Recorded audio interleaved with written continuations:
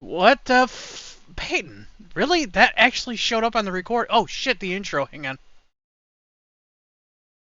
Play!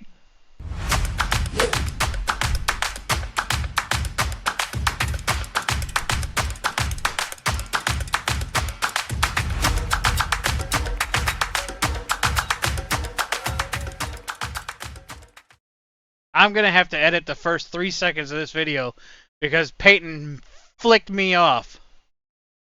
But anyways, hi everybody! Oh, we're actually live now? Okay, I couldn't tell. Oh no, we were This live! is why we can't have nice things podcast. Hey Gary, man. guess what? We have guests! We have two guests, so we've got a lot to go over tonight. This is what, episode 12? I think 11? 12, 13, 12, 46. Episode Hike. something like that.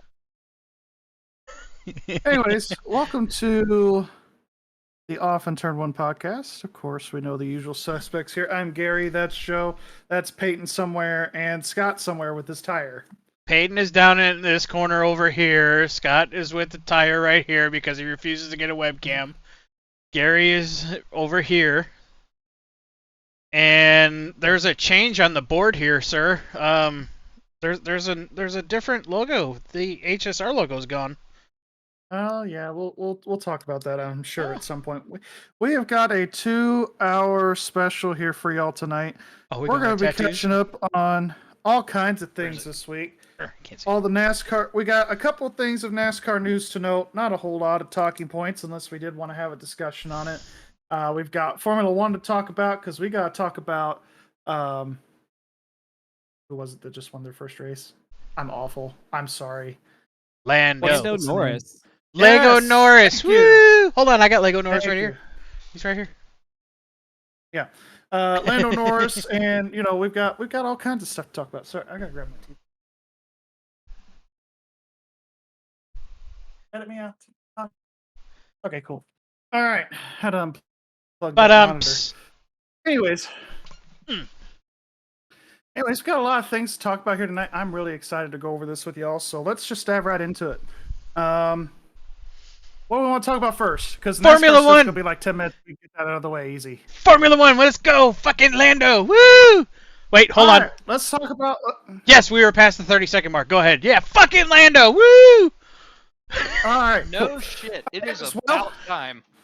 Yeah. So, Scott, go ahead. Miami.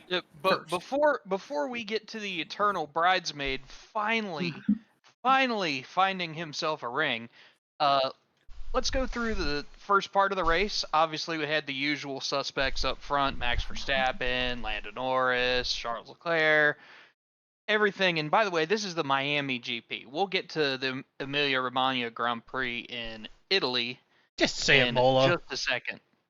Ebola?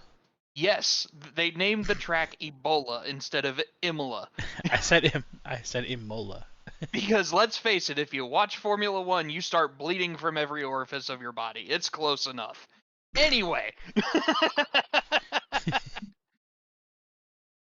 Anyway, starting out in Miami, we had probably some of the best on-track action on this side of the earth in Formula One in a very, very long time, and even longer if you go back to when the US Grand Prix actually was a thing. I don't think we've had a race this contentious in quite a while in the US in Formula One. So this was a fantastic race. There were dive bombs everywhere. We did end up having one safety car involving Kevin Magnussen and the only American in the field who at this point is going to be disowned by the entirety of the US because of how poorly he drives, Logan Sargent. Yes! He said the quiet part out loud. I said the quiet part out loud. You need to find another series, bud. You did good in F2. You're not with the best team in Formula One. I feel sorry for you for that, but dude, car inside.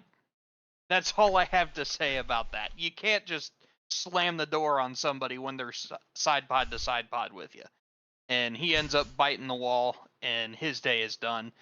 Fast forward to right about the 3/4 part of the race.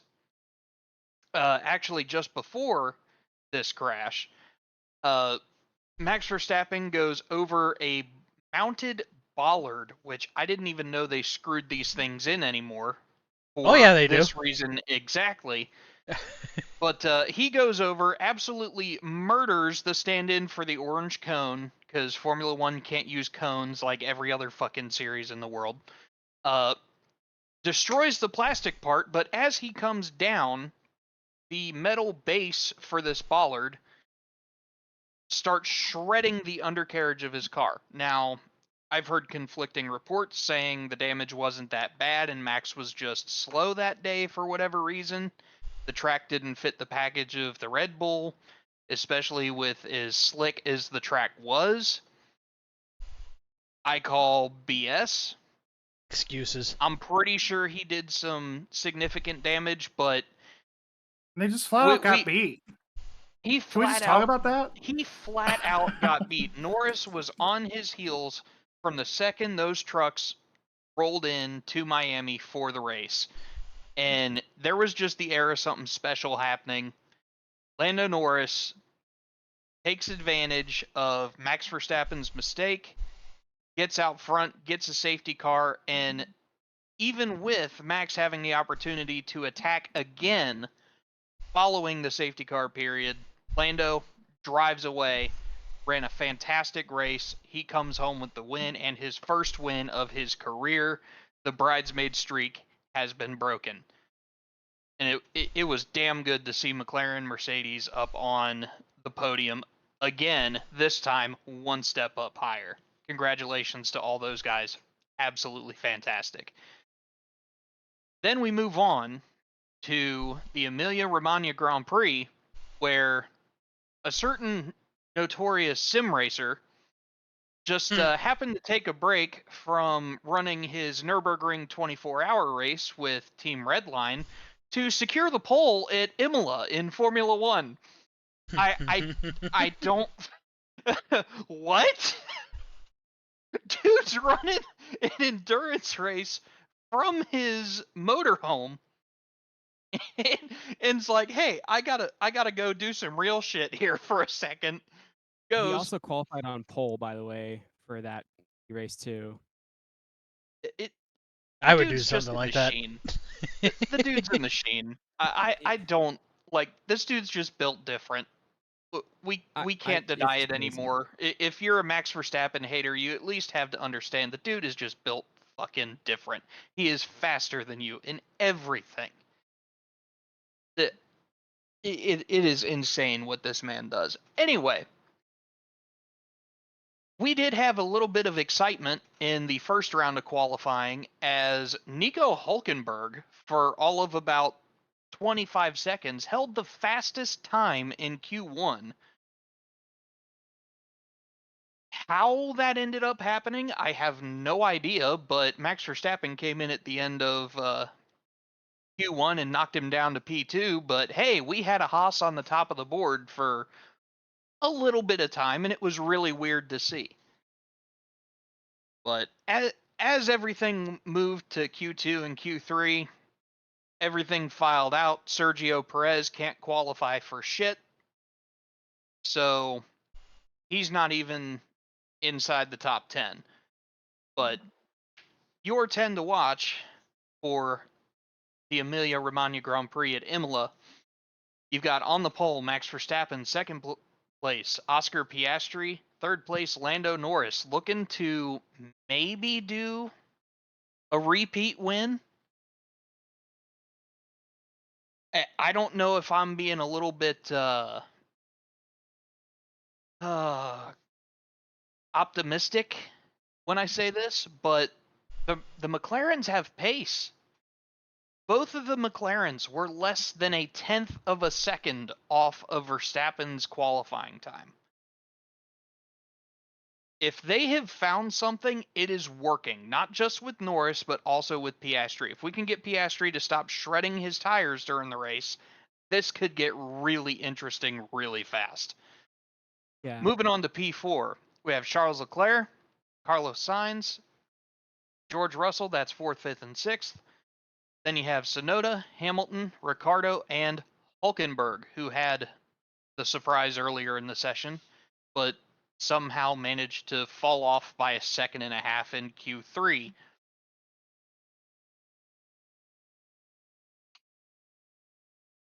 I don't know what to say. The dude was a 10th slower than Verstappen in Q1. I think he ran a 1:15.1. Verstappen's Q time in Q3 was a 1:14.7, which should have put Hulkenberg somewhere around 5th or 6th. But So there's a little bit of what I gathered, and I didn't get a chance to watch qualifying, but Hulkenberg gave Verstappen a tow in Q2, and Verstappen reciprocated that in Q3. So that might be why Hulkenberg's time was like solid.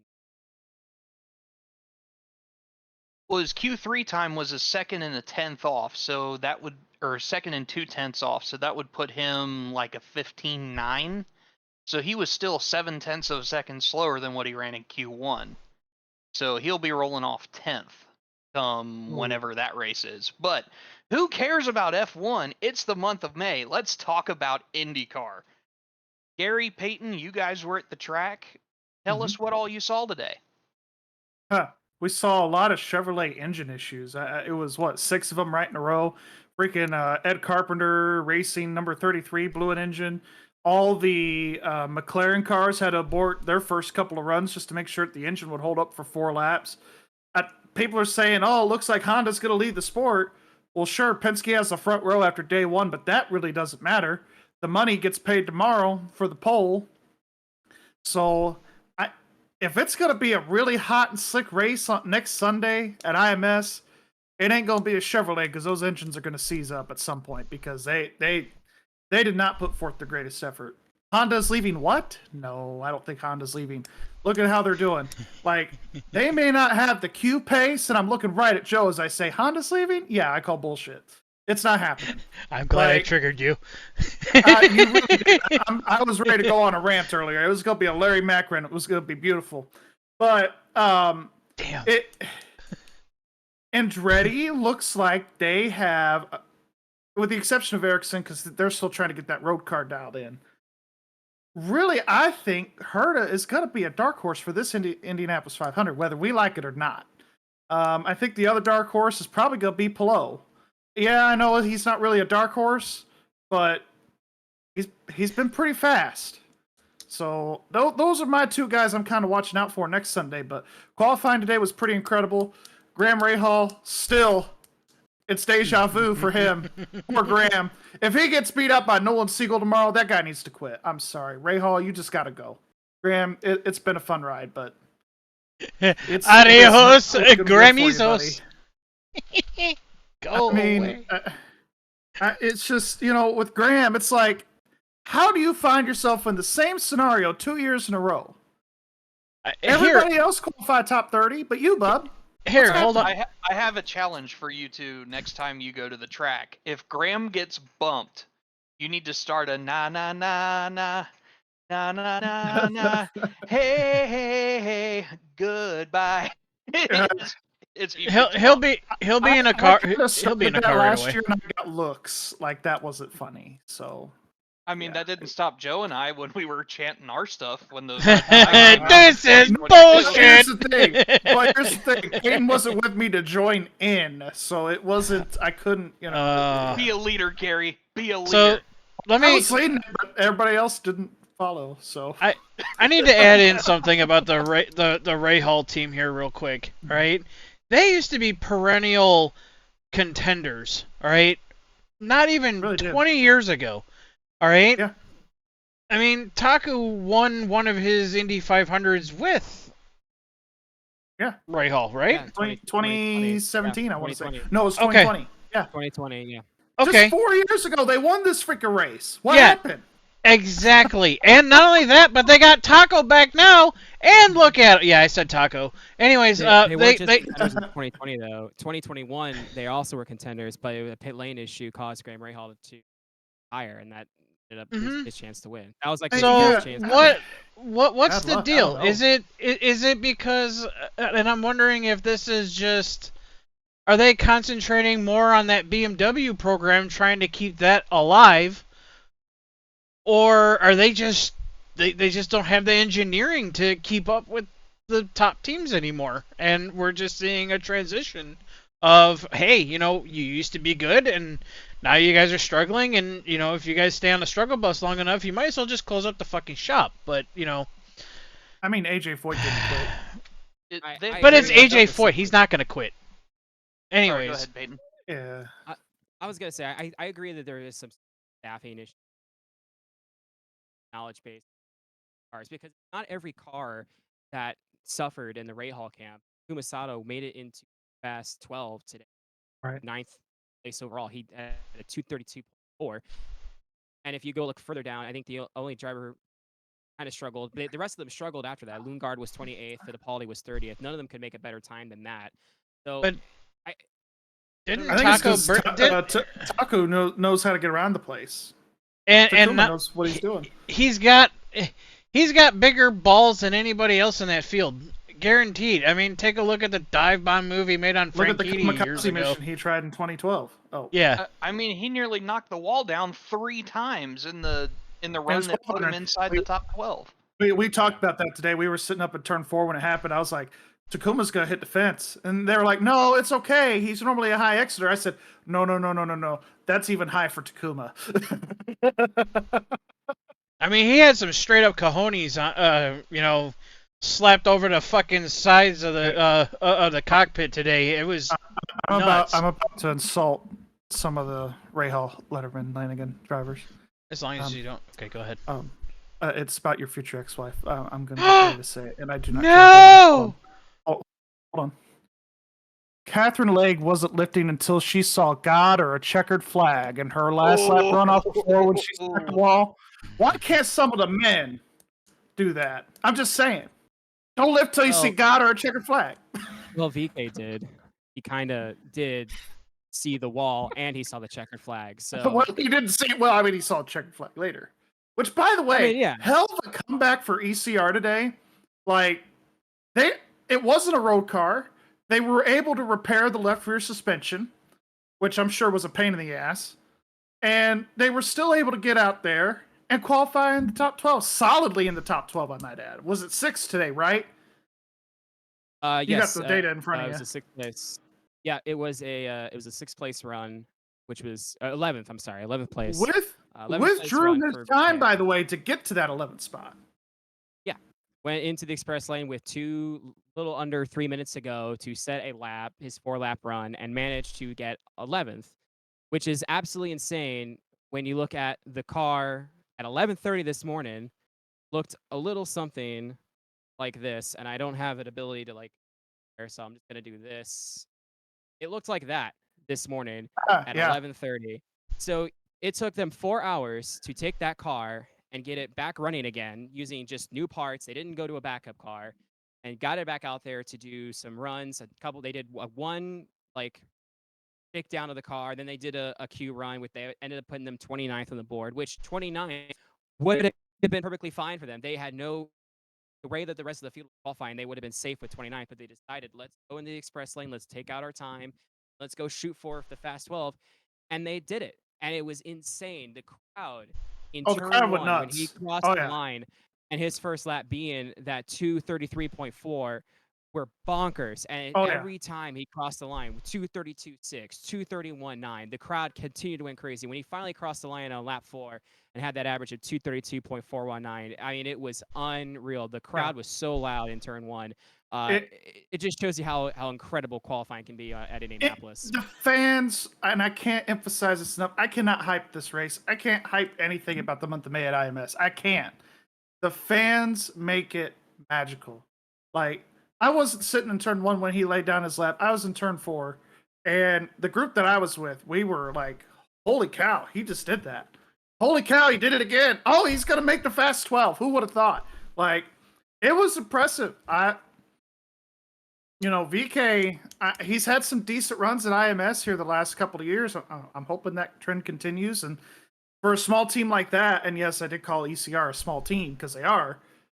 If they can execute a perfect race next Sunday, they could be top 10, maybe top 5. I don't know, maybe even contending for a win. We don't know what's going to happen in this 500-mile race that we call the Indy 500 because it truly is just unpredictable.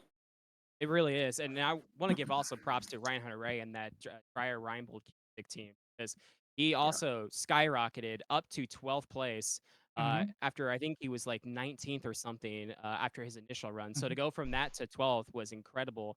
I mean, his lap time was a 2:32.3. I mean, that was crazy, and the crowd went crazy for him too. By the way, I mean, there wasn't just VK. I think Hunter-Reay's. A lot of people were very impressed with Captain America on the track today. So it was good to see him make it. I'm excited to see what he can do tomorrow, especially with the rest of the field got to compete with that Fast Six.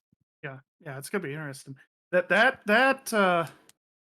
think what we're seeing for the Fast 12 this year, y'all. It is stacked. I mean, I was kind of listening to Alan Bestwick on my way down. He's the PA announcer at IMS now, y'all, in case you didn't know. 5 former winners. I don't know how many former pole sitters. You got a rookie in there with Larson thrown in the mix as well, the fastest rookie to ever qualify at IMS. I mean, that field's pretty stacked. That's gonna be an interesting Fast 12 tomorrow. I'm really looking forward to that. Oh, exactly. Yeah. And you have Penske, who swept the top 3 today. You have Rossi, who was 4th. You had Kirkwood 5th. Like you said, Larson being the fastest rookie, 6th place today after he popped his, I think it was the drivetrain or the engine during his first Q run. So for him to go and make a 6th place run out, that was pretty impressive. Felix Rosenquist, fastest Meyer Shank car in 7th place. Antino Ferrucci, the fastest Foyt car in 8th. Of course, we talked about Takuma Sato earlier. Pato did not make an initial qualifying run at the start of the day. And I had no idea what the heck was wrong with his car. He went out for his run. The engine had an issue. So brought it back in. They actually talked about that on the TV broadcast. Yeah. In case we missed that, tell us what happened. Did all 3 McLaren cars have the same problem, or 4 rather? Well, no. They talked about, well, if we're so far down the qualifying line, why don't we just throw out our guaranteed time? Let's put the car back in the garage. Wait for conditions to get better because it was getting warmer throughout the entire guaranteed run stuff. So they said, well, the car needs to be cool. So let's leave it in the garage where we can keep it cool. And then just before we want to roll out, we sit there and roll it out. We get priority shot right down the express lane. And that's how that's exactly what they were doing. And you know what? They talked about that. That is freaking genius. Because I heard some people were getting kind of frustrated up in the stands about the whole McLaren thing. I was like, and I even mentioned this in the stands, but I didn't know what was happening because they didn't really know at the track. But I was singing, I was like, you know what? I don't think they like their draw. So maybe, and this is the thought I had in my head, maybe they're just forfeiting their guaranteed run just so that they can come out at like 2 or 3 o'clock, get the car cooled to the way they want it, instead of just sitting out there baking in the pit lane, and see if they can run a faster time. All right, so I went and I fired off a text message to some people that I know, and even if let's say they waited until 4 o'clock in the afternoon to go and take their first run, they were guaranteed their run. If they were lined up in that express line, like they were getting fast tracked because the way the rule is written is you get one guaranteed run. All right? Yeah. And they got to sit there and push you through. So if you didn't have your run initially, then you're going to go right to the front of the line, and with the ideal track conditions, you know, it's got rubbered in and the temperature's coming down. It baked a little bit. The air temperature's high, but the track temp is coming down a little bit. It's going to make those cars stupid slick. And they capitalized on it. Except poof goes the LMI lot. Yeah. Poof goes dynamite. I mean engine. His day was and it wasn't Joe's head either. Well, Callum's engine wasn't he didn't have an engine issue. He had his initial They had they were having overboost issues. Is what they were saying. I think it wasn't engines. engines. A lot of the Chevys were struggling today. Yeah. And they've been struggling with it for a couple of years now. Yeah. But what I'm saying is like Ilot's initial time today was disallowed for a post-qualifying inspection. There was something wrong with the left rear of the car. Yep, they So talked about that too. So what was wrong with the his left rear of the initial- car? So the team principal for McLaren explained what happened. So over time the wheels will wear down, so they have to go and add metal to the hubs. And when they added the metal to the hub, they didn't get it right, and IndyCar said, "Oh yeah, no, your stagger width or your offset, your wheel offset is not right." So they ended up disallowing the time. I mean, it's you're looking at like less than a millimeter, and they said, "We're taking your time back, bitch." Yeah, Oh. it was that close. So, because I know with IndyCar in particular, even a millimeter of an adjustment can make a world of difference. So a lot was happening today. I was trying to keep up with it all, but I was doing a horrible job. I'll be honest. So did Callum? Was he able to make another run? Did he get his run in today, Yeah. or is he in the last row tomorrow?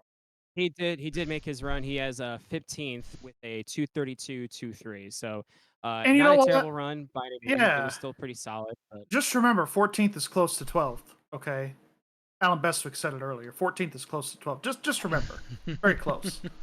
yeah, 15th, but Yeah. It's a joke. And, It's a joke. and let's be honest, I think if any one of us felt like we didn't have the car to go for the pole, fuck doing the fast 12, because then Yeah. that's more opportunities I have to wreck the car. I would rather Exactly. be 13th, 14th, 15th, whatever in Right, that row right.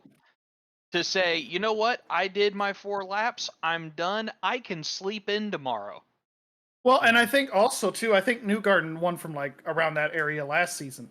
So it's like last year when he won the race. So honestly, like, I'm not worried about McLaren because the last 3-4 years, they have been really good at IMS. They have really stepped up their game. I mean, they finished second, third, and fourth. 2022? So I'm not worried about any of those teams. The only team I'm really worried about is the Rahal team because they are on the struggle bus. But I had friends sitting there giving me crap. By Nolan Siegel, I am going to be elated. I will laugh. I will do a shoey. It's going to literally take a miracle for Nolan Siegel to manage to qualify into the Indy 500.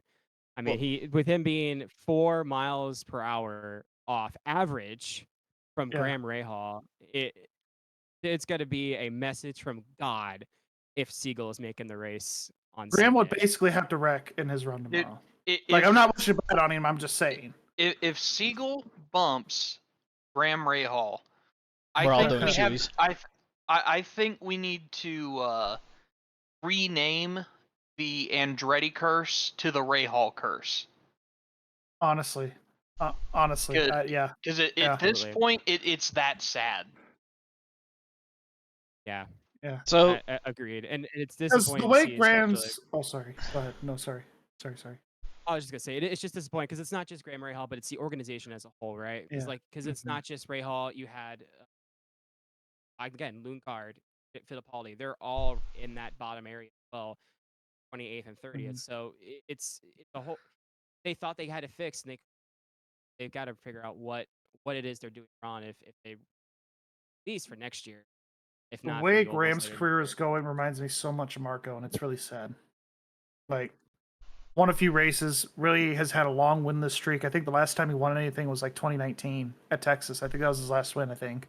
Holy shit, really? Yeah. And the steak and shake car. I think that was the last time he won anything. Not sure? trying to be. Wait, are you sure that wasn't California? Might have been California. I don't know. Somebody Google that for me real quick. But I think the last time Rahal won was 2019 or 19.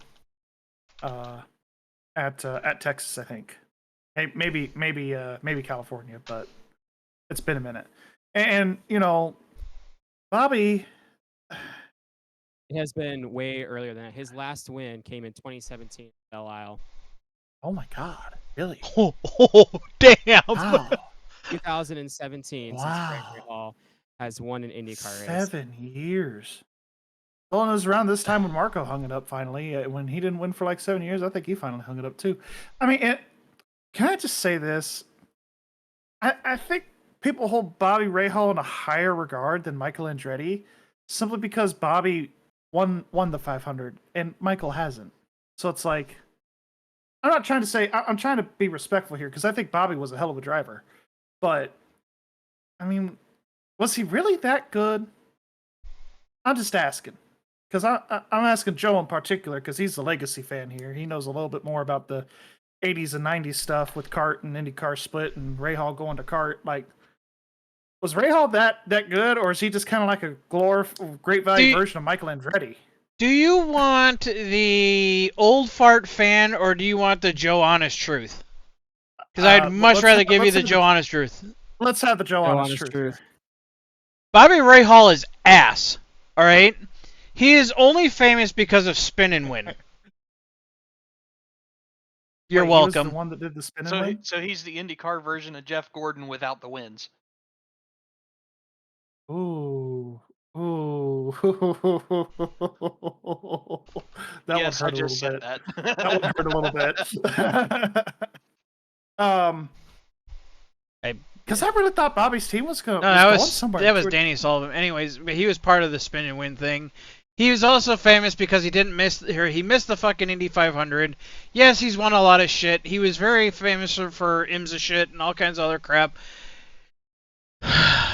It just drives me nuts that, that he's... I'll be honest, the only reason why their business is open is because of Mike Lanigan. I'm sorry. I hate to say it, but... No, not really, because... That's kind of where they're at. No. At least on the IndyCar side, in my opinion. IMSA, not so much because they got that BMW cash. Again, my opinion. I could be off base for that, but... No, he's been everywhere, right? Yeah. IMSA, IndyCar, just all kinds of shit. Yeah, he's, won races and stuff, but, I mean,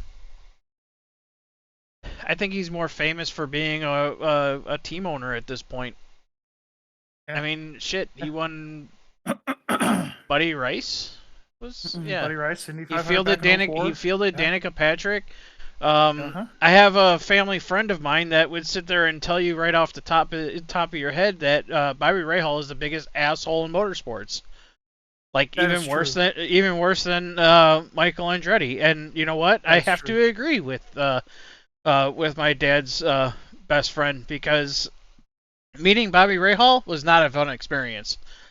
I tried getting a picture with Bobby Rahal once, and he kind of was just like, hold on. And then, because he was still talking to a crew guy, so I was being patient. And then he just drove away. He just said, yeah, fuck you fans. Fuck them kids. Yeah. So. But, I still want to see what Ilmore's got to fix with the with those Chevy engines, because, poof. Poof. Overboost. Poof. Overboost. Not gonna lie. I thought John Menard came back and started making engines again. That's what I thought was happening today. Oh, old pushrod motors, huh? Should we... Pushrod engines. Yeah, Chevy and Ilmore have a lot of explaining to do, for sure, especially because when the engines... Pushrod engines. Pushrod. It had happened on some really solid runs. Both Christian Rasmussen and Augustine Canapino were both likely to make the Fast 12 on the runs they were doing before their engine went out. If you were listening to the NBC broadcast, Canapino was furious on the radio. The entire crew on pit lane for Juncos was just losing their freaking minds. As they should. Well, I mean, you have a toxic driver there. Toss salad. I'm waiting for the cue. Sorry. Toss salad. The Phoenix. The Phoenix? Oh, he didn't rise from the ashes. You don't win friends with salad. You don't win friends with salad. You don't win friends with salad. That's how you guys usually do your podcast. Fuck yeah, you never listen to him? Nobody listens to him, see? See, I want to be on the podcast. Great, listen to him. First time being a part of a listening or even part First of time it. listener, first time caller. First time guest. This is my first podcast I've listened to, and first time I'm a guest. Let's go, you know. So, I think before, and I hate to go from NASCAR back to IndyCar, but we're gonna do it anyway. I do have a couple of notes that I do have from this week in NASCAR that I think everybody may have forgotten about. We'll bring up again and go from there, and then we'll talk about All-Star race. the Beast and that kind of stuff. And then after the Beast, we'll talk about our Indy 500 predictions. I think that would be a good way to wrap up the show. NAPCAR. Yes. So, according to Chris Rice, the colleague Trackhouse merger is fake news. So that's not happening this week. That was rumored earlier this week, and later, a couple days later, he said it was fake news. So it's not happening this week. yeah, not happening this week. It may happen later, but not now. Michael McDowell to Spire. That was kind of an interesting move. The reason for that move mostly is just the last, I think, 7 or 8 years, however long he's been with Front Row, have all been 1-year handshake deals. And he wanted something a little more stability and something with equity for after he retired. So that's why he signed with Spire. He's going to be taking over the 71 next season. I'll get into more into that a little bit later. But he'll be taking over the 71 next season. I think it's going to be like a 2 or 3 year deal, and then he's got a role in management, basically, when he retires. Whether it's a driver, coach, or whatever, he'll be out of the seat in the next couple years. He needs to go back to IMSA. I've been saying he needs to go back to road course racing for a while, but he's made his money in NASCAR, so here we are. The weather cancels all-star qualifying in the heats tonight, so I don't think, especially if Larson wins the pole, that 5 car is not running the all-star race tomorrow. Not going to happen. I just don't see that, being a thing. I have a question about that real quick, sir. Yeah. When is that all-star race? It's at night, is It's it in the not? evening. It is at night, yes, but isn't So like he winning has- the pole for the Indy 500 a big deal, though? I was going to say, if he doesn't win the pole, and he's got to haul ass, he's got to do it 2 weeks in a row? Yeah. Fuck. Kyle Larson, you're a fucking animal. He is.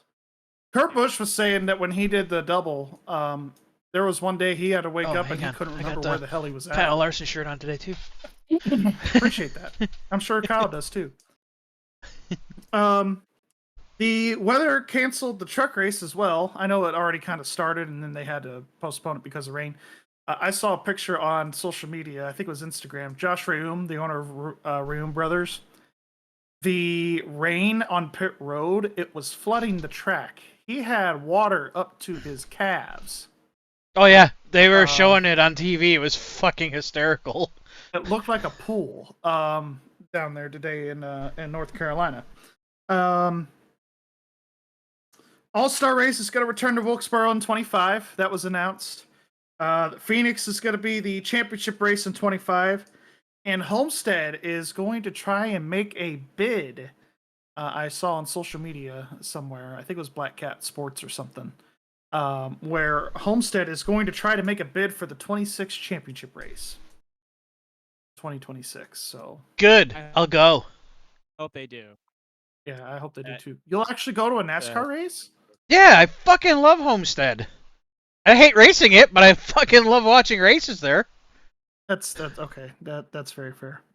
That was really pretty much all I had on the NASCAR side, so that was good.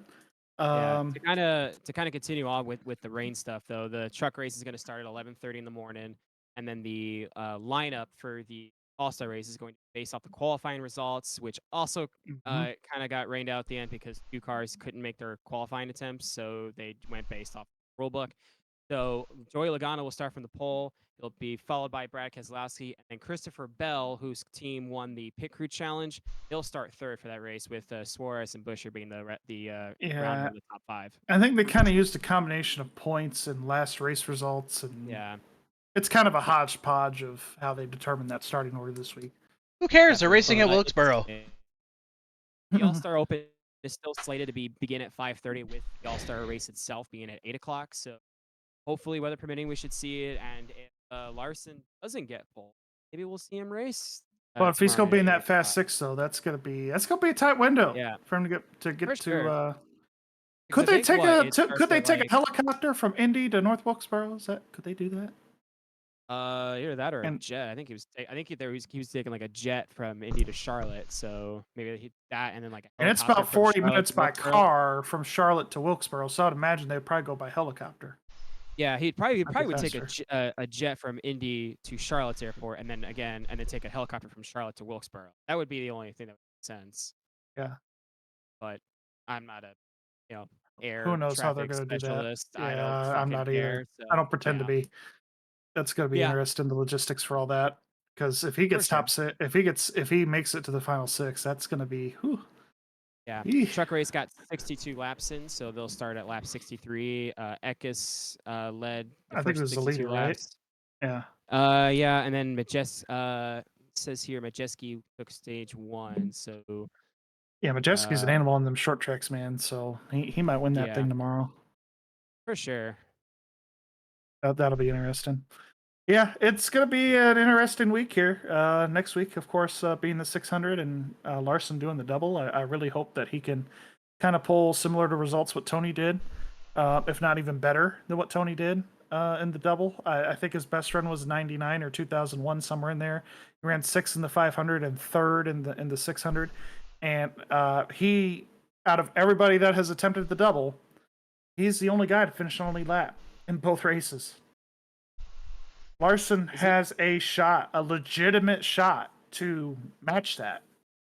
You're the only one You who's know- also just finished all 1,100 miles to finish both Yes, races. yeah, that's what I'm saying. He's the only one to okay. finish like on the lead lap in both races. Yeah. Mhm. Okay, so There is a I got chance, though, that it could happen next Sunday if Yeah. rain becomes a factor, because Larson can't.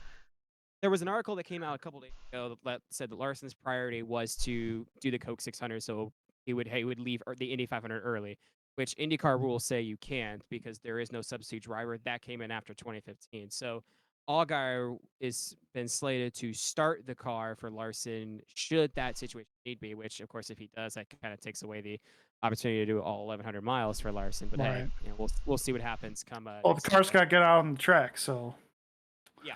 And Allgaier is So- very similar in height to Larson. I think they're both at around 5'5", 5'6" area. So imagine makes sense this. to put yeah. Allgaier in the car. All right, imagine And this, Allgaier's had gentlemen. experience. We have the opportunity in our lifetimes to see somebody possibly win the Indy 500 and win the Coke 600. The last time it was done was with Tony Stewart, all right? That legitimate shot of winning both of them, all right? Don't get me wrong, Kurt Busch, all right? Yeah, he wasn't He was really did good. well. All right. He wasn't on anybody's radar. 500. Okay. He had an engine failure in his 600 though, but he was running top 5 most of the night Right. in the 600. But let's be honest, you're racing. You're with McLaren. You got Chevy backing. You also have Hendrick, right, with Jeff Gordon money. All right, backing you in an Indy 500 effort, and then you get to turn around and get into a freaking Hendrick car in Charlotte, bro. There is, like I said, Tony Stewart was the last person that had a chance like this to do it, and he capitalized on it with a 6 and a 3rd. I have a prop bet down right now. I am putting it on camera in this podcast. There is a prop bet down right now that Kyle Larson wins both fucking races. The If he last does, are you when gonna I retire? dropped that bet, it was 16,000 to 1 that he does it. So you will retire if I'm not gonna tell you how much I put down on that, but it is some fuck you money. So hey, Jake. Jake Zito, if you're listening. We don't condone sports or betting. Zito, If you have a sorry. gambling addiction, please call the Call gambling addiction 109 hotline. with Yeah. it. I reopened my account for the Indianapolis 500, by the way. I think they did. I saw the bet and I was like, oh, I gotta take it. I gotta see. I don't blame you. I don't blame you. Call 1-800-GAMBLER if you have Can't an say addiction it. problem. Gambler, that's what it is. Yeah. 1-800-GAMBLER if you have an addiction problem. There Please it call them, is. the hotline number. I don't have an addiction. I don't know what you're talking about. Yeah, as you're chugging a whatever the hell that is in a vape. Actually, it's a sparkling iced caffeine with freaking vodka in it. Oh, he is an alcoholic. We got it. I'm addicted to speed, It's a too. joke. Fast, must go fast, and pizza. At least you're not Laster. Oh. Oh. Hi, Braden. Friend of the show. Anyways, yeah, big friend of the show. So, that's all I really have for the NASCAR stuff today. Thanks for painting for filling in the gaps. Let's talk about. It's not really the grand finale, but it's well, I mean, you are well. Let's go ahead and talk about our Indy 500 predictions because Joe already put a bet out there. So let's go ahead and talk about that, and then we'll talk about the real reason why we're here. So, go ahead, Peyton. Who's your pick for the 500? My pick for the 500. I haven't really thought about. Oh, so let me rephrase that. I'm sorry to cut you off. Pole and race. Pole winner. Let's do that. Pole. Yeah. Okay, so That's your question pole of the week, winner- by the way. Question. Oh. Okay, so my poll winner for tomorrow, I'm gonna go with Will Power. I think Solid. he's been fast. I think I think he had a good qualifying run today, and he's very determined to finally get a P1 this year with all the runner-ups he's had. So I'm gonna go with him to get pole.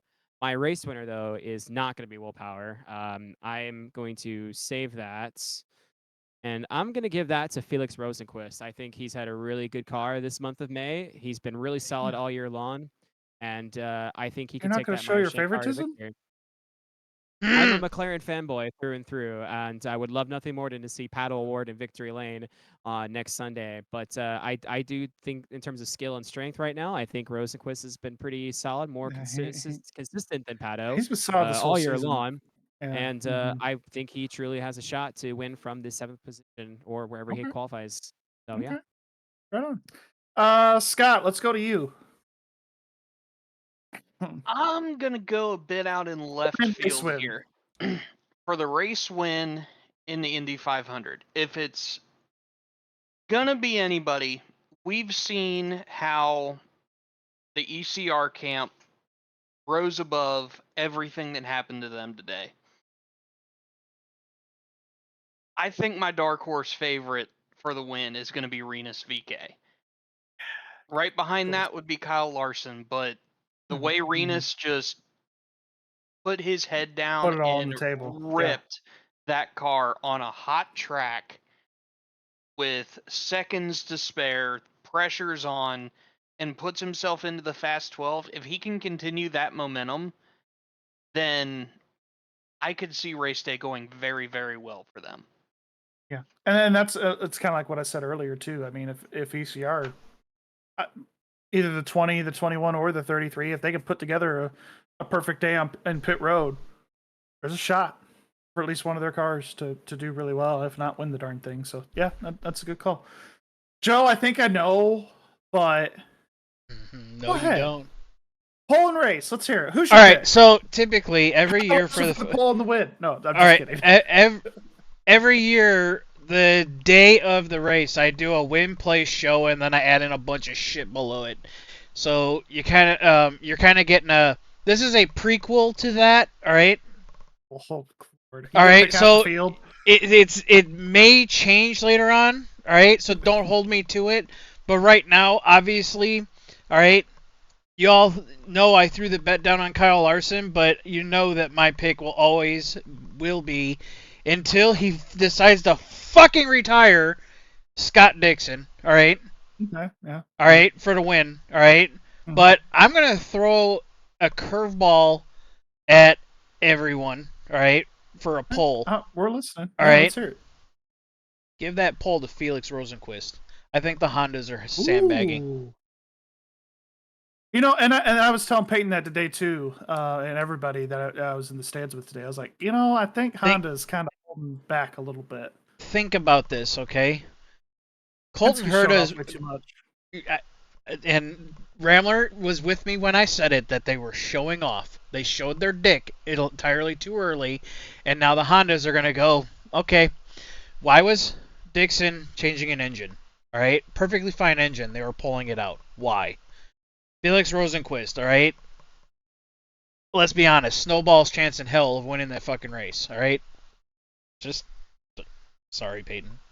All right. I mean, I don't know what you're talking about. All He had right. a really good chance last until he wrecked, but you know. And so I know. mean- I know, but all right, this all comes down. I was telling Ramler about it. All right, there is a certain amount of fuckery that goes on for the Indianapolis 500. It happens in racing all the time. All right, when people sit here and say that racing isn't a sport, yeah, it's not a sport. It's a fucking game. All right, you can ask any of you four.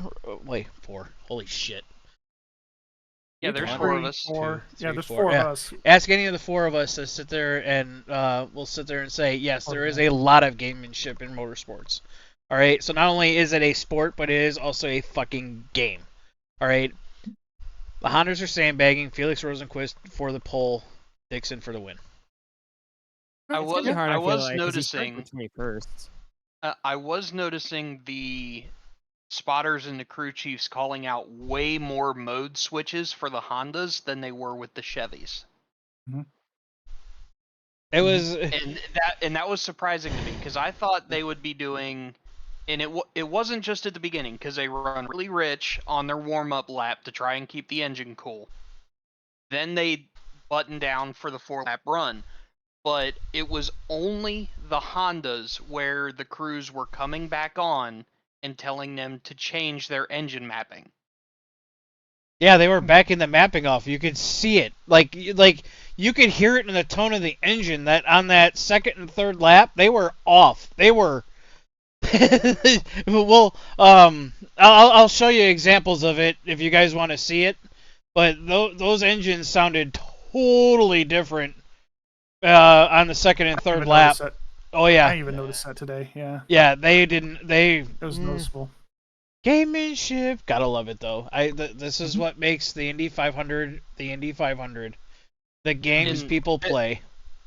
There's one more thing that I noticed that I think Joe would have noticed, but I think you were out on your emergency call out when he made his run. But Elio Castroneves, He was the He- most consistent driver in terms of 4-lap attempts today. Yeah. Yeah. the he was. most consistent. And did you notice the line that he was running? He was running the old school line. He wasn't just running the old school line, he was running a race line, not a qualifying line. He was opening up the corner entry and cutting it down a bit later for a later apex on every one of the 4 corners than any of the other drivers. He still qualified very well. I believe he's in 20th. But when we're talking about a sport where a couple of feet makes a difference between being first and 30th with the speeds that they're going, for him to qualify mid-pack running a race line and for him to come back over the radio, he's a very passionate guy. If he's not happy with the car, he'll let you know. He was praising his crew and his team for how that car was handling. He is going to be a terror on race day. If Elio is truly that happy with the car, I think we're going to see him up toward the front. I completely agree. A lot of people that were kind of like watching his run today said that he kind of felt. A lot of them said he felt like it was 2021 again, which I don't know. You know, that could be a good thing. Obviously, he won the race in 21, but obviously he's not running a full season. So if he's feeling like he is in 21, I think that's really good news, especially if he's liking his car running it in a race style for his quality run. Yeah. So my pick, I got a couple. So for the poll, did Polo qualify top 12 today? Low did No. not. There are no Give me some Ganassi cars. Hondas. Give me some Hondas. Rosenquist and Sato are your only 2 Hondas that are in Fast 12. I thought Herta was there. Give me He got bumped. Give me Rosenquist for the poll. For the win, I'm torn. I'm torn on a couple people. I think Colton has looked really good all month. He's been really quick. Newgarden, just I don't think he's going to win it this year. I think he's going to have a little bit of a hangover from the year before. Just based on how consistent he has been with his 4-lap, you could put Colton Herta right there, but I'm going to have to go. I'm going to match Scott on his pick. I think Helio could get his 5th. I really do. And if he gets his 5th, he's doing one of these and saying bye. Okay, he's just going to be a car owner the rest of his life.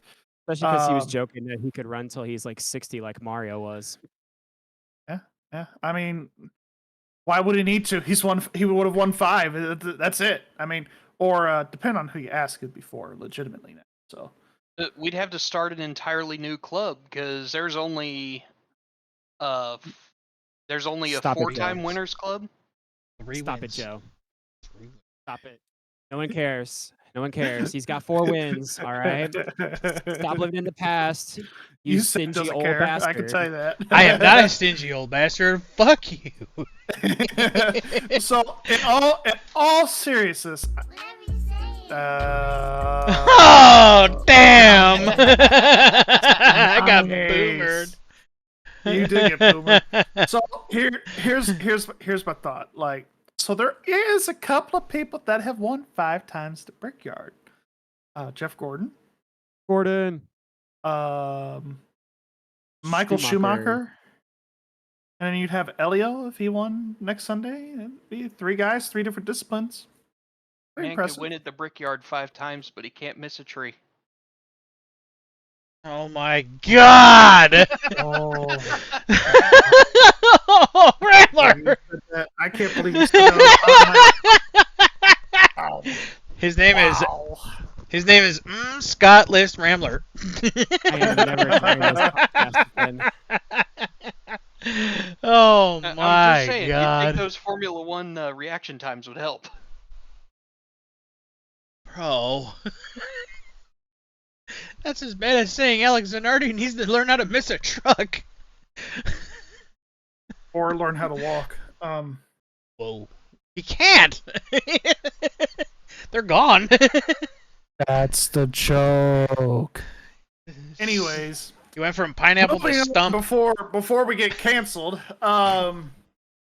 Joe, you have been giddy about this project for about the last 20 years, but A while. Let's go ahead and, especially this year, I know you've been really working hard on it. Let's talk about your notes of what you gathered for the 1994 Indianapolis 500. Let's get into that. It's not just the 500, all right? Everybody goes and says the race, all right? But there are not many stories of how teams prepare for the race, all right? We know, because we're motorsports fans and we have friends that are in the industry, that they never stop anymore, okay? They're just constantly working on the next thing, okay? Just constantly. And that's what leads to probably about the greatest, right, IndyCar stories of all time, all right? Yeah, you can sit there and say, okay, AJ Foyt with all his championships, Scott Dixon's the new GOAT, all right? Mario Andretti, Rick Mears, all these guys, all right? But what Roger Penske did in 93 and 94 with the lead up to the Indianapolis 500 is one truly magnificent feat, all right? Everybody knows, all right, Emerson Fittipaldi drank something that was not milk in victory lane, all right? And Roger Penske wanted to continue winning at the Speedway. He wanted the next step up and wanted to be the best. And at the time, the Chevy engine that Ilmore Engineering, all right, Mario Alien and Paul Morgan did design. It was losing pace to the new Cosworth, and they were just they wanted to one up the field, so they went to the rule book and they started looking around, and they found that the stock block rule that for the lack of to make it very easy and very quick was you could take a stock engine, build it up, have more boost than the purpose-built race engines, and then go ahead and sit there and run it and hope the damn thing doesn't pop during the race. So what it was a USAC rule. It was all meant to keep the Indianapolis 500 fair to the smaller teams that wanted to come and just race the Indianapolis 500. And it was a USAC rule, and at the time IndyCar did not run or did not sanction the Indianapolis 500. It was USAC. That's a completely different game. I'm not getting into it. That's the whole card IndyCar war, but this kind of leads up to it, and we'll talk about that other crap later. But anyways, Mario Alien and Paul Morgan decided that they were going to go have a sit-down chat with one Roger Penske. This was literally weeks after winning the Indianapolis 500 in 1993. They sat down and said, hey, there's this little rule that they changed silently on us, and we need to capitalize on it because we could run more boost than everybody else. So we can build a purpose-built pushrod engine. If you don't know what a pushrod engine is, think of a NASCAR motor. Right? It's got a single cam. It's got push rods that actually hit rocker arms that actually activate the valves. Instead of a dual overhead cam setup, which is like most modern day race cars nowadays, they all have most of them are quad cam or dual cam, whatever. Hopefully you guys have a little bit of engine knowledge. If not, message me. I'll help you out. Except for NASCAR engine, like Xfinity and truck. Yeah, they still run. Well, they run Ilmor 2 valves, which actually it's kind of. Anyways, so they sat Roger down and said, "Hey, let's do this. All right, we can design an engine ground up. Let's play within their rule book. All right, purpose-built engine. They were gonna build it under a Chevy badge, and they were gonna take it and try to, basically steal an Indy 500 win. Right, throw all this money in engineering at this at a problem, and hopefully steal an Indy 500 win. Maybe get Emerson another one, or some Paul Tracy. Maybe get him number 2." That was a joke. But so they went. Was it the Alien and Morgan went back to Britain, started putting everything on paper, and they realized, oh my god. I didn't do it that time. No, that was Garry because it came up green around his name. So they went back and they went and started planning this engine, started machining parts, making blocks, all this crap. They were taking the actual engine parts and putting them on Paul Morgan's personal World War II planes and flying them to Heathrow Airport to get those damn parts on, and or get them on the Concorde jet, fly them to New York. The Penske guys would sit there and take those parts, bring them back to their shop in Reading, Pennsylvania, put the engines together in a old transmission shop a couple of blocks away from their actual shop under complete blackout. Like, the guys that were working on it, they could not say what they were working on, and they could not work on it during the day with the rest of the race team shit that was going on. It had to be kept in secret. Because if USAC were to have figured out what the hell Roger Penske was doing, they would have said, yeah, we're going to change this rule. All right, they would have changed it out from underneath them right off the bat, and then it would have been like, oh, well, we just spent all this money and did all this shit for nothing, and now we're going to have, we're not going to have shit for, for Indianapolis. All right, they weren't developing their quad cam engine like Cosworth was. So they were intricately rebuilding these engines, new parts coming from Britain, all month long, like day and night for, from pretty much August of 93 all the way up until they started testing these cars in January at Nazareth Speedway, for God's sakes. All right? For here, I'll pop the picture up real quick, right? They were sitting there testing the PC23 with this Mercedes 500i in conditions that looked like this. There are fucking ice walls around Nazareth Speedway. 7 to 10 foot tall ice walls. All completely underneath the nose of the entire Andretti family. Their house, the Andretti compound was not far from Nazareth Speedway. They could hear the noises. Mario has said that he could hear the engine noises, but completely didn't put two and two together. They thought that they were just doing work down there. All right, the engine had a completely different sound to it. They didn't. They really didn't. They really didn't try to put two and two together. That's the story that I heard. There had to have been grease money involved because, it's Roger Penske and he likes to grease people. Sit there and, hey, shut up. We know you're curious. Shut up. Anyways, so Alonso Jr. was the first person to actually test this engine, and it didn't make it very long. I think they got 40 laps out of it before it decided to grenade itself into the inside. The actual cylinder head pressures inside when they were when the piston was actually compressing the air in the fuel was so high that the actual wrist pin that goes through the piston itself to the connecting rod was disintegrating.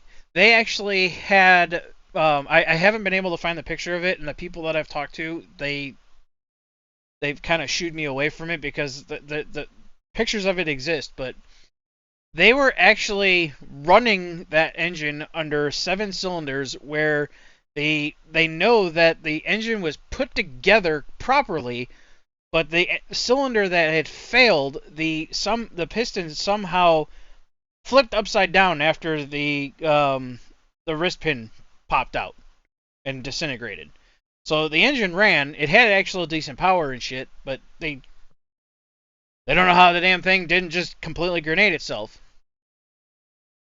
So they kept testing, kept engineering. It was just day and night, day and night. Now, if you think about it too, you have Ilmor Engineering, all right, out of Britain.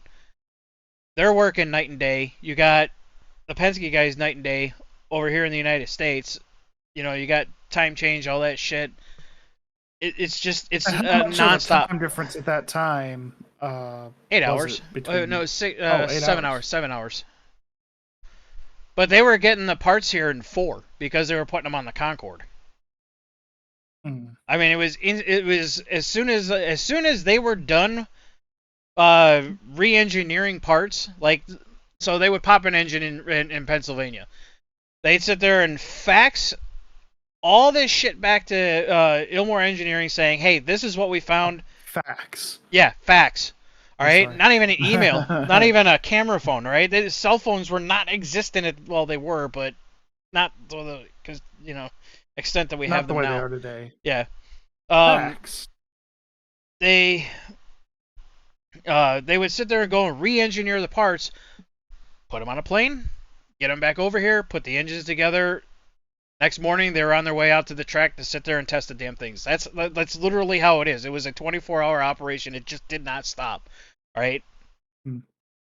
Finally, when the weather broke, they decided to start going up to Michigan to start running these things because they knew that they needed these engines to start lasting 500 miles. Yeah, they went to Michigan Super Speedway. And every single time, the furthest they could get the damn things to go, I think the furthest they went was like 400 miles before they went and kind of said, oh, we kind of need to figure out something different here, guys, because, we don't want to drop the boost. We don't want, there's just certain design parts of this engine that we cannot just say, fuck it,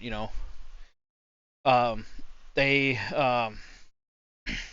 excuse me. they finally ended up going through like a slight redesign of the valve train, because the valve train was like the whole, the whole brain box of this entire thing, because the way it worked. I can kind of show you on here. You guys can't see it, but their audience can. Just there's actually two connecting rods. There's one that actually hits the that comes off the cam, that ends up hitting a fowler, and then that fowler goes and moves another pin that ends up moving the was it the rocker arm that actually opens up the valve. It was a very intricate design for the time, and to get it to run 11,000 RPMs is just, an engineering feat of itself.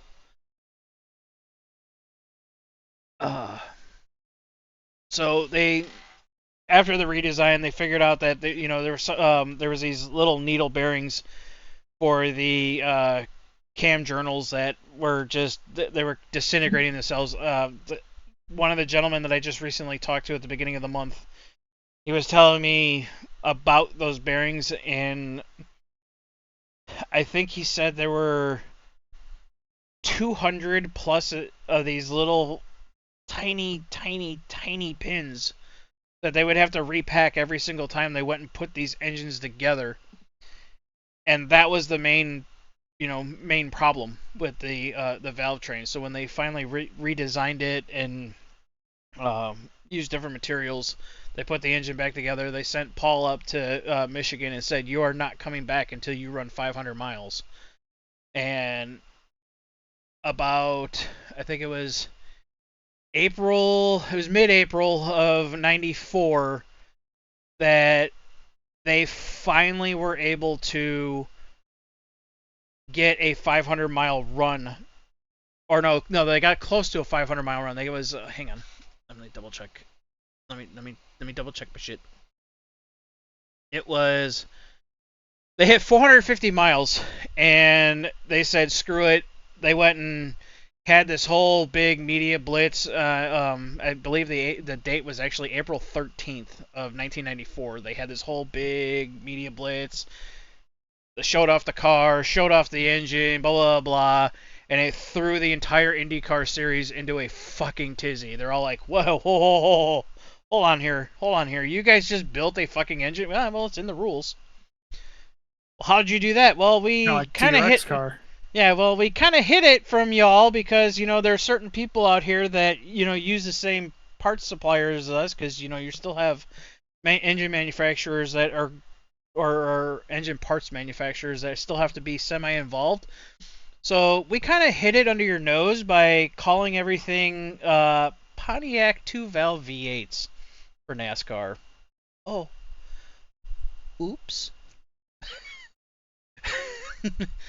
So they literally hid the manufacturing of most of the wearable items as a Pontiac engine, and that's what threw everybody for a fucking tizzy, is that they just built a purpose-built race engine working within the gray... Well, it wasn't even really gray areas of the rule book. This was the fucking rules. You can build purpose-built pushrod engines now and run 55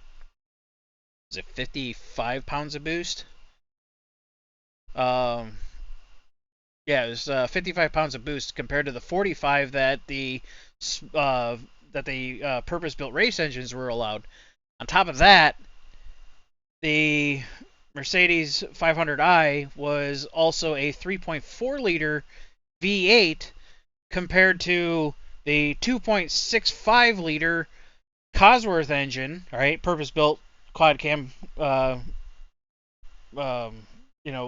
V8, and then the 3.4-liter V6 Buick engines that Menards was running at the time, and others, that were trying to take advantage of the stock block rule. So basically, Penske came in with a freaking Hail Mary and basically pissed off a bunch of these smaller teams.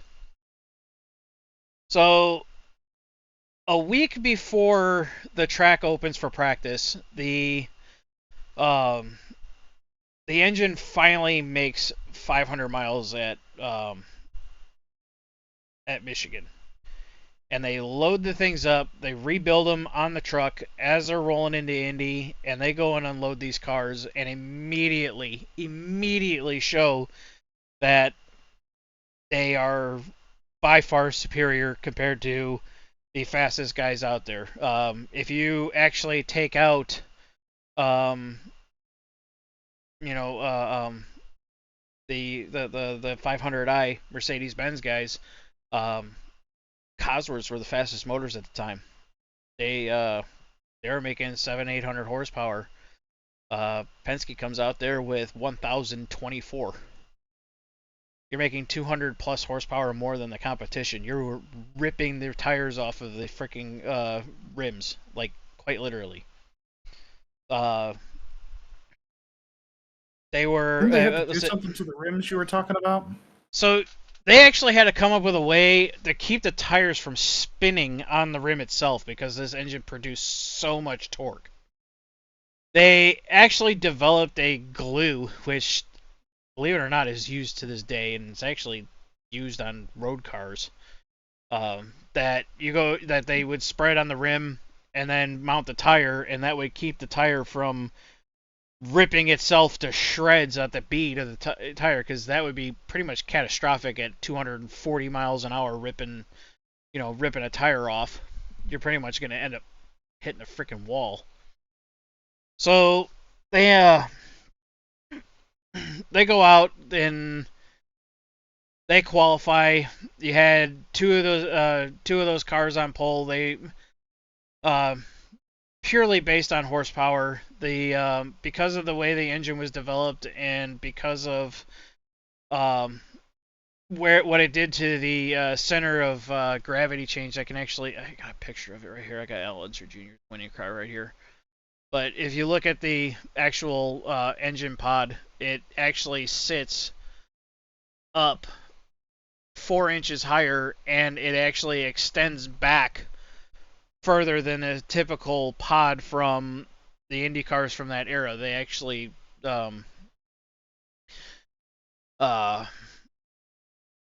had to specially develop just that engine cowling for that engine. It's all, I don't know if recording is gonna catch my mouse, but it's, you see the black pop-off valve up here, and then when it's got the Mercedes logo, it's that part right there that they had to go and redevelop. But they ended up 2 cars. All right, Al Unser Jr. takes the pole. Emerson Fittipaldi's third, and Paul Tracy's buried in the field because it's an ill-handling car and he's mad. Sorry, Paul. I know you're not going to watch this anyways, because you're not on social media. But throughout the race, or throughout the practices, throughout carb day and stuff, they just prove that the engine's superior. There are numerous accounts that people refuse to go official with the statements, but so I can't use my source, but there were numerous accounts that people were putting speed guns on these cars going into turn 3 at over 250 miles an hour. They were hitting 250 and then backing off and using the brakes to get through the corners. That's why they were so bloody fast. The cars wouldn't turn, so we need horsepower. Horsepower wins races. At least at that time it did. So race starts. 250, yeah. Estimate. There were estimates that were done and calculations by some people saying that if you had an actual car that you built around that engine and actually could get the damn car to turn, Arie Luyendyk wouldn't have the record right now. That's how good this engine was. That's how good that motor was. Wow. Yeah. So they start the race. Obviously, Penske's showing his nuts right off the bat. Emerson just says, "Ha, adios," checks out. Al Jr.'s kind of just riding around. Paul Tracy ends up wrecking. Oh shit! How far was it in the race? Wasn't very far. I think they were past 50. But PT ends up wrecking, which was kind of common for him at the time, especially in that car. He was not happy to be in that car. I mean, he was just, I don't think he's ever been happy in any Indy car, but whatever. It's Paul Tracy. So they run the race. It was really uneventful race. The TV broadcast was, they pretty much Awful. already, the TV broadcast was awful because they were sitting there trying to make drama when there wasn't any drama to be had. All right, they were sitting there talking out talking out their asses, sitting there saying, "Oh well, this guy can sit here and try to catch up to him, and this guy can do blah, blah." No, you weren't catching them. I'm sorry.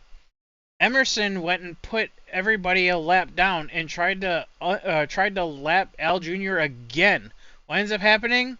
Yeah, well, Indy's a cold-hearted bitch, and you don't drink orange juice in victory lane, you fuck. And he ends up eating shit in turn 4, and that was probably about the loudest I've heard that crowd cheer in a really long time. I mean, well, other than 2022, because that was actually pretty cool. But yeah, it was loud when he smacked the wall. All you heard were the fans cheering, right? And it was purely because of that, and everybody knew that Indy just reared its ugly head. You don't do that. You don't fuck with our traditions. That's where I'll go on official record for that. But Alonso Jr. Battling radio problems and just hoping the damn thing would hold together for the rest of the race. Late caution comes out. They end up having to sit there and kind of tool around, and they had learned that this engine absolutely loved to be full sound, like it needed to be going fast. And when it was going slow during qualifying pace speeds, it was literally destroying itself internally. So as he's sitting there roaming around under caution laps, he is trying everything to keep that thing from exploding.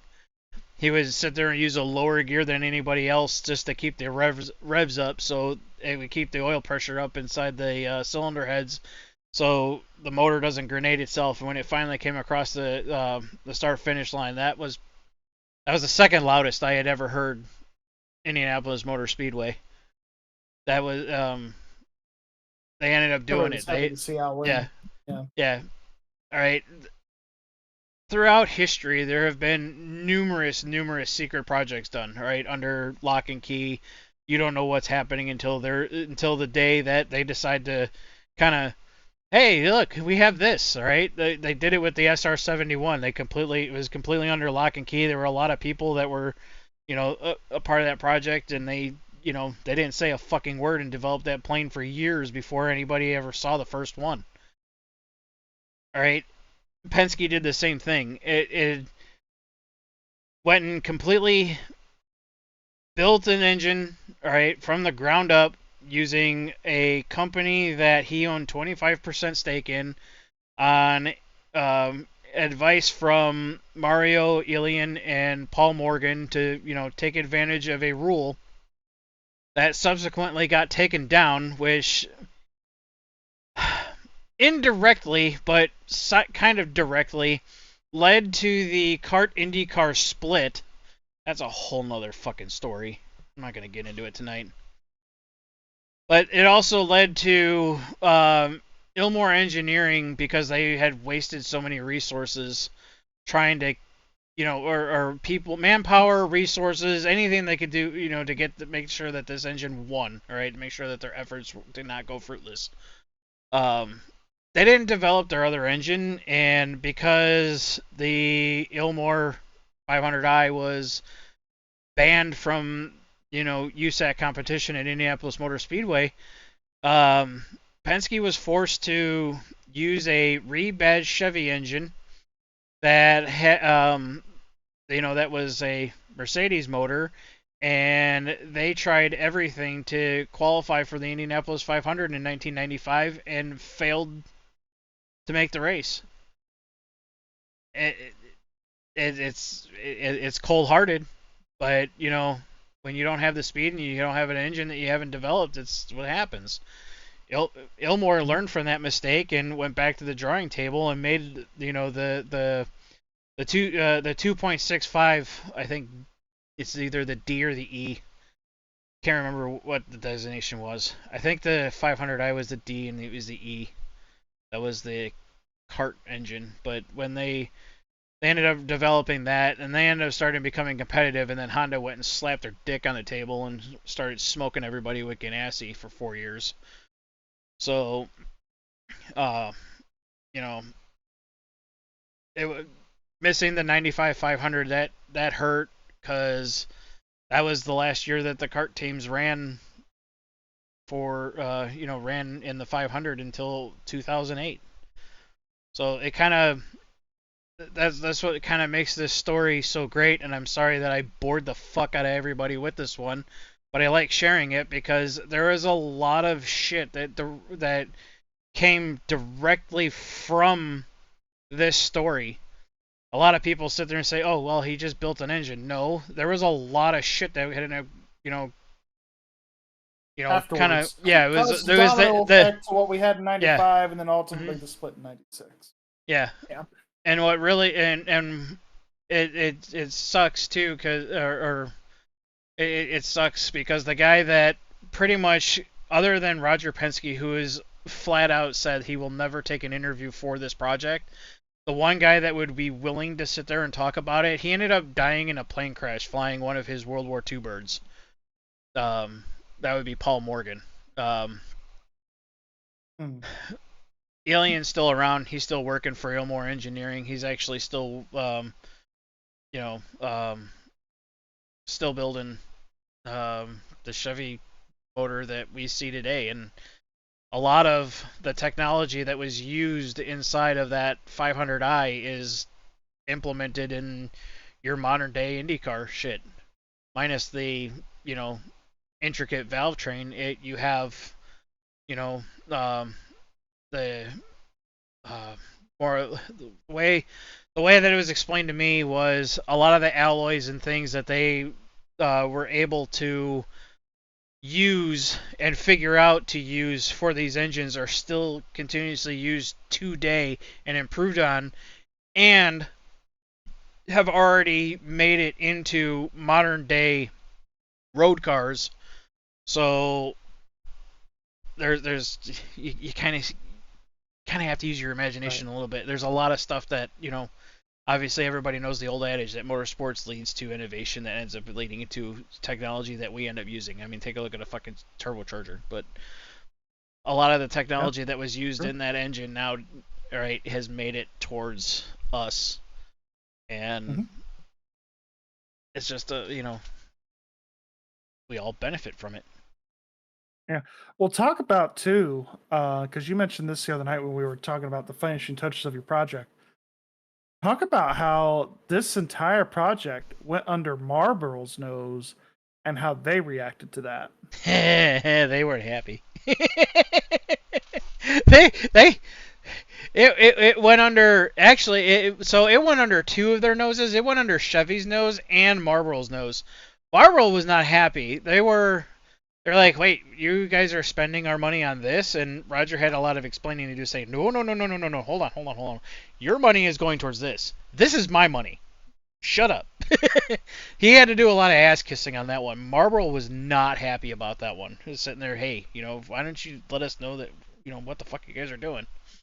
But Chevy was royally pissed off that they were trying to, sit there and bend the rules.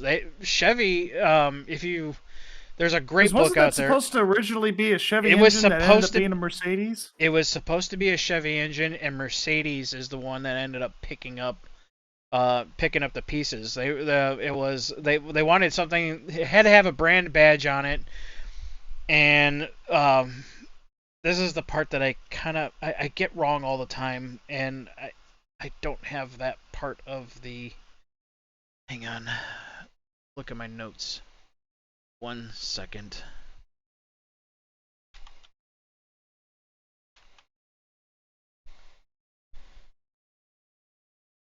Let's see.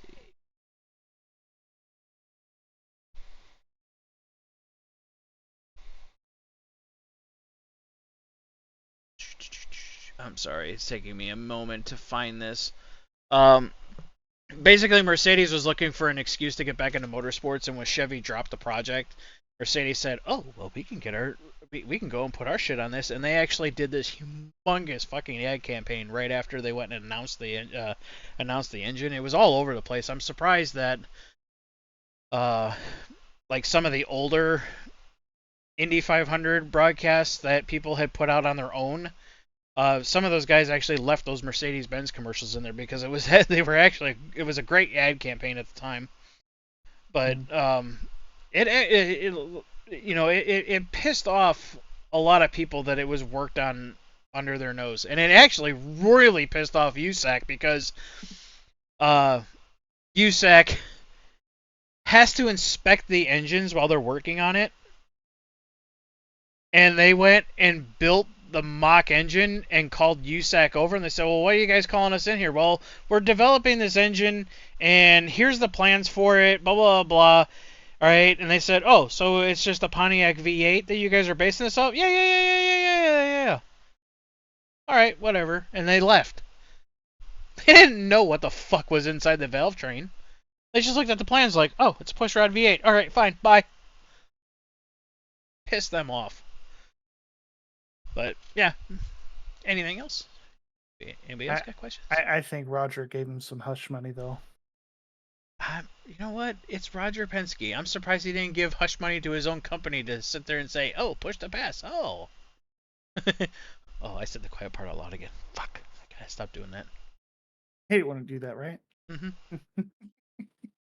Well, I think it was very interesting. If I wasn't at the track all day, I just am tired. But yeah, I'm pretty sure Ramler's sleeping. Peyton was ready to fall asleep, and you look like you need to get to bed anyways. Yeah. So, I'm sorry to bore you all. No, it's fine. I was actually really looking forward to hear you talk about it. So that's good. It's good that We we were got here to let you cook. I had some questions and you answered them. So there we go. By the way, this whole thing started over a rattlesnake meal in Phoenix in June of 1993. So most of my information that I have off of this comes from a book. All right, it's called Beast. All right, you can actually find it on Amazon. I have it on the Kindle, and I have like 3 hardback copies of it because I had Alan Jr. sign mine. I had the author sign one. All kinds of shit. But if you can find the book, and it is a very, very good read from top to bottom, and was it Jade Gurss? Gurss is the author. Because he wrote the same. He also wrote Driver 8 for Dale Jr. when he was the PR guy for Junior back in the day. He also wrote Alan Jr.'s book recently too, which was a New York Times bestseller. Yeah, But Jade didn't really get into authoring until he was done doing PR work for Junior. So it's rather recent that he's been doing pretty good. He likes to tell stories and write books, and he's very good at it. be careful on what edition of the book you get, because there was redacted shit in the first edition, and the second edition has got all the good shit in it. So make sure you get the correct edition of the book. There you go. If you guys are interested in getting that book on Amazon, should be interesting. That might be something that I might buy. Who knows? I'm not much of a reader, so. That's why you got me. Full of useless information. That's right. I mean, same. So, how long we been on this? We're at an hour and a half there, bud. I did 40 minutes Really? on one fucking subject. Can you believe that? Wow. Yeah. You're good. Mm-hmm. You did good. So, I know we said we were going to try aim for 2 hours. Probably not going to get to 2 hours. I'm that's tired okay. myself. Yeah, so I guess we'll wrap the podcast with this. We did have some things that have occurred and changed within the team. So, last Monday, it might have been even a couple weeks before that, Joe and I had talks about him stepping away for a little while. He's done doing the team owning gig. So, I have officially we've officially transferred ownership from Hutch Sport Racing to myself. we have named the team Warrior Enterprises. And is the logo there? Is it actually there? It's right next to Right there? Scott's melon. Right next to Yay. Scott's Melon. Love it. So that is going to be the team going forward. We've got a lot of good and exciting things happening here in the next few weeks. So it was, mostly I wanted to get through with 500 week and everything. So, starting in June, we'll have some things rolling out that'll be pretty exciting for everybody. But a lot of good things coming down the pike. We'll just leave it at that. We're still running gonna be Watkins Glen focusing on together. the same- Woo! Let's go, Garry. Yeah, we're still gonna be focusing on the same things that we have been before the last couple of years, and league special events, and if people run officials, they can knock themselves out. But we're gonna be running Watkins Glen.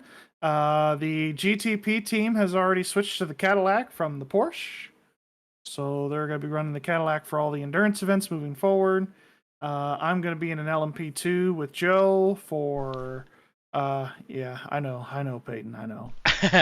For Watkins Glen, Indianapolis, and Daytona in 25.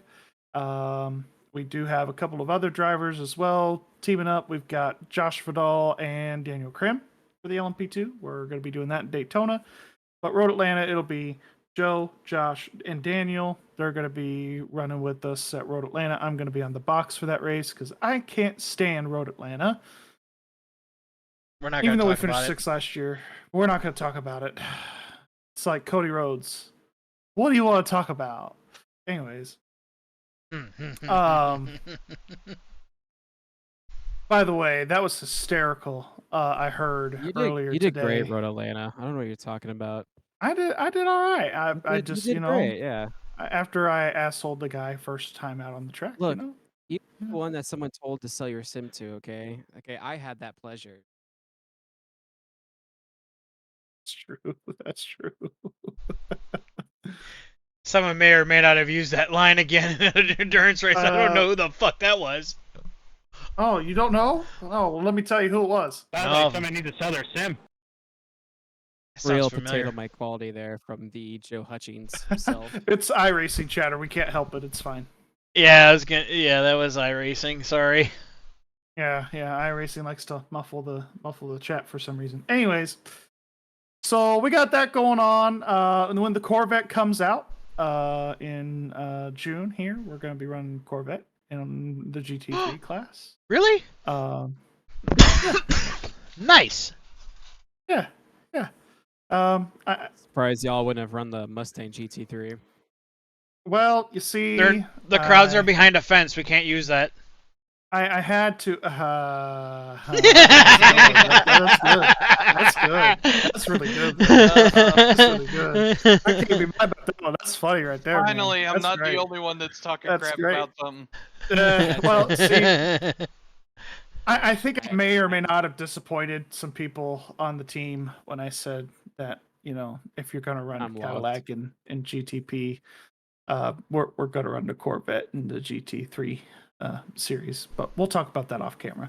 Anyways, so we're going to be running the Corvette when that comes out. For Watkins Glen, we're probably going to just stick with the Merc because we've already got some data built up on that car, but Indianapolis, Road Atlanta, and moving forward, anytime that we field a GT3 car in the near future, it's gonna be a Corvette. So what are you clocking at? What are you laughing at?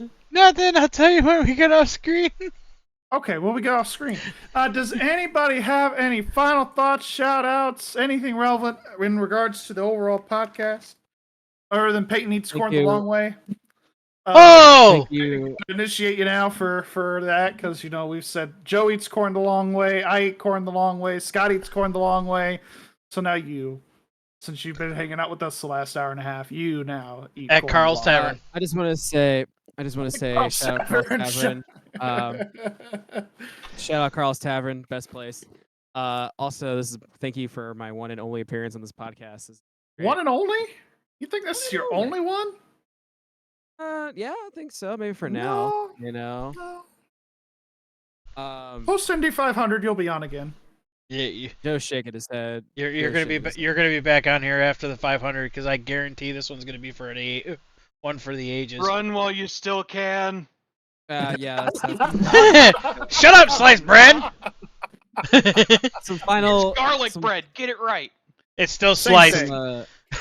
some final thoughts. Finally, going back to Formula One, Oscar Piastri received a grid penalty, so he'll be starting 5th in the race after an altercation I think it was with Kevin Magnussen during qualifying. So Piastri will start 5th. I don't know who that affects otherwise It on the doesn't grid. I matter. forgot He's what gonna burn time his he tires up qualified. anyway. Exactly. Other than that, thanks for having me on. It was fun to talk about Yeah. IndyCar for a little bit, and excited to see sure. what happens tomorrow. So Thanks Scott, for you got stopping anything by, before? sir. Yeah, thanks for stopping by. Scott, you got anything? Nope, I've got nothing. Got nothing else to give. oh, All thanks for right. letting me record this on your deck. Very nice deck, Yeah, by the way. absolutely. Yeah, very nice. love it. If I had a laptop, I thought about doing the same thing, but here we are. Beautiful. We got the beautiful grass scenery over here. You know, we got Gary's door right here. This leads to Grass. just storage. Railing there, tree. Don't fall over. Do a I'm flip. not even near the wall. Do a I'm not flip. doing Do a barrel roll. Hey, you're the fat one. You do the barrel roll. I am No, fat. I'll just do a rollover, He is fat, try to- and he is fat. and like so. I'll just scare Joe again. I'll just try to roll down the hill. We'll Next just time do he like one of wants those to talk like to me what- in a viewing what's mound.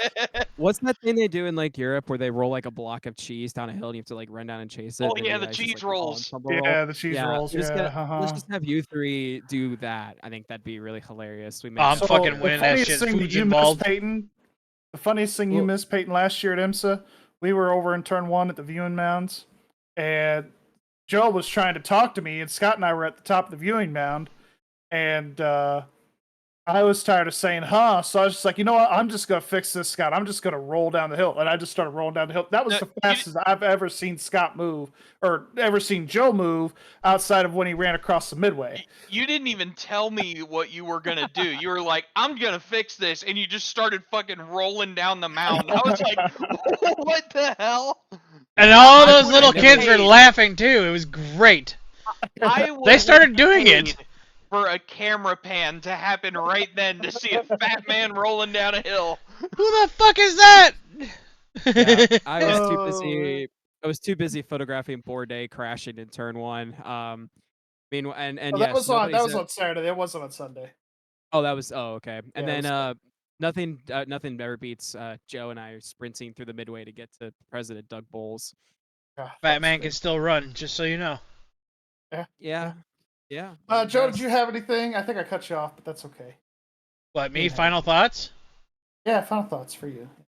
Raise hell, praise Dale? Or raise All Dale, right. praise hell?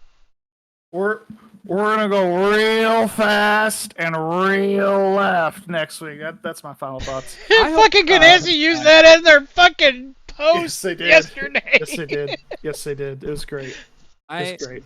I hope with every like ounce of my body that man is back in Indianapolis next week. I hope so because too. Yeah. Holy shit, that dude He looks is like he went to fucking Ball much. State. I ain't gonna lie. It looks like he is a Ball State student. Not gonna lie. Nah, that dude definitely didn't go to college. That He dude could have gone to definitely Ball did State. not I'm just go to saying. college.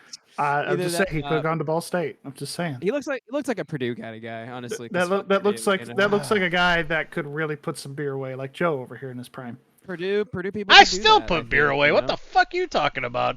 So could Catherine because Legg, you're- but things That's happen. because So. you're an alcoholic, Joe. Oh, I am not an alcoholic, sir. Alcoholics go to meetings.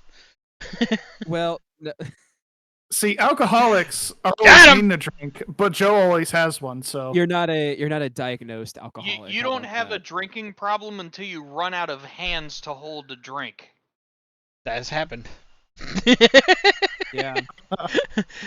all right. That Well, is I the don't problem. really. My final thoughts are congratulations to 3 out of the 4 cars for RLL surviving the last row of death tomorrow. I'm really excited to see if Larson can get the pole. I don't know if it'll happen, but be interesting. But really excited for this next week. This is one of the most chaotic weeks of motorsports on the calendar. We've got the 600, we've got the 500, and then we've got Monaco. So that'll be a fun time. But signing off for now. It has been fun. It's been real. Stay classy. Stay safe. And Scott is still sliced bread. We'll see you next week. I hit the Pentagon.